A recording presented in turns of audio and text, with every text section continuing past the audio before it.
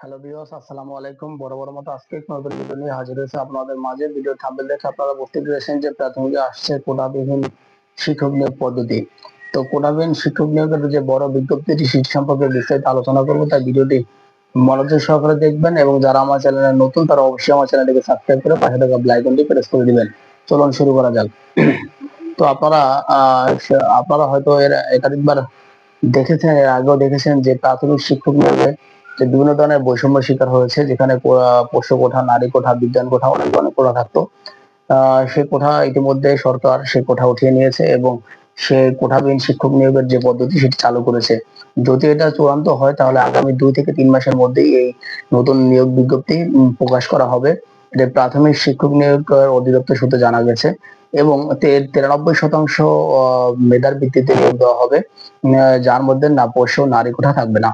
তো এটি হচ্ছে মূল কথা। তাহলে প্রাথমিক শিক্ষা অধিদপ্তরের এক কর্মকর্তার নাম প্রকাশ না করার শর্তে বলেন, সরকারি প্রাথমিক বিদ্যালয় নিয়োগ বিজ্ঞপ্তিতে আমরা কখনো পদের সংখ্যা উল্লেখ করি না, তাই কত পদের নিয়োগ বিজ্ঞপ্তি করা হবে সে বিষয়ে এখনো ক্লিয়ার না। তবে প্রাথমিক শিক্ষক যে 8,43টি শূন্যপদ খালি রয়েছে প্রাথমিক শিক্ষকের, এবং সেটা বেড়ে প্রায় 12,000, 10 থেকে 12,000 হতে পারে। এছাড়া সঙ্গীত ও শারীরিক শিক্ষা বিষয়ের জন্য 5,163 জন সহকারী শিক্ষক নিয়োগ দেওয়া হবে। অপরদিকে প্রায় 30,000 সহকারী শিক্ষকের পদোন্নতির মাধ্যমে প্রধান শিক্ষক হিসেবে যোগদানের প্রক্রিয়া চলমান।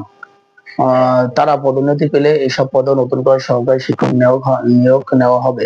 তাই বলা যায় সামনের যে বিজ্ঞপ্তি হবে সেখান থেকে বেশি সংখ্যক প্রার্থী নেওয়া হবে। আবেদনের সময় পদ বাছাই করে দেওয়ার সুযোগ পাবেন প্রার্থীরা।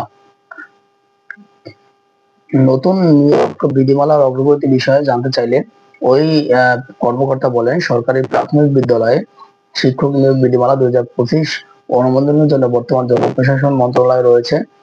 ইতিমধ্যে বিধিমালা নিয়ে একটি বৈঠকও হয়েছে। সেখানে একটি বৈঠকও হয়েছে। এখন সচিব কমিটি বৈঠক বাকি রয়েছে। জনপ্রশাসন মন্ত্রণালয় অনুমোদন দিলে এরপর সেটি অর্থ মন্ত্রণালয়, আইন মন্ত্রণালয় ও সরকারি কর্ম কমিশনের মতামতের জন্য পাঠানো হবে। বিধিমালা যেদিন প্রজ্ঞাপন আকারে প্রকাশ করা হবে তারপর দিনই আমাদের নতুন নিয়োগ বিজ্ঞপ্তি প্রকাশের প্রস্তুতি নিতে বলা হয়েছে। আমরা সেভাবেই প্রস্তুতি নিচ্ছি। তো বন্ধুরা, এটি ছিল আমার কাছে নতুন একটা আপডেট যে প্রাথমিক সহকারী শিক্ষক নিয়োগের যে বড় একটি পরিবর্তন এসেছে সেটি আপনাদের মাঝে আমি তুলে ধরলাম। তো আসলে প্রাথমিক শিক্ষক নিয়োগের যে আগে যে নিয়োগ বিধিমালা ছিল সেটা খুবই কঠিন ছিল, যেখানে সবার সুযোগ থাকতো না। যারা অনেক মেধাবী তারাও অনেক শিক্ষক হতে পারতেন না।